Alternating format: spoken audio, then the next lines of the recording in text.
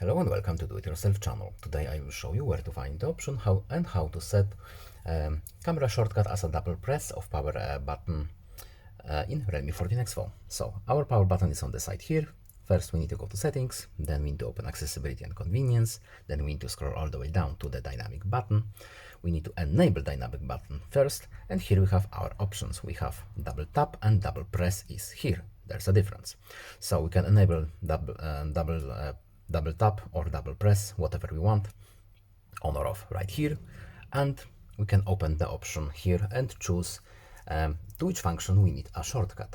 So our double press, we want camera to have it, as it is selected here. Yes. Street mode, yes please.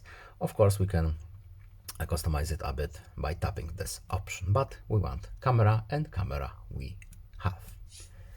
And that's all. Goodbye.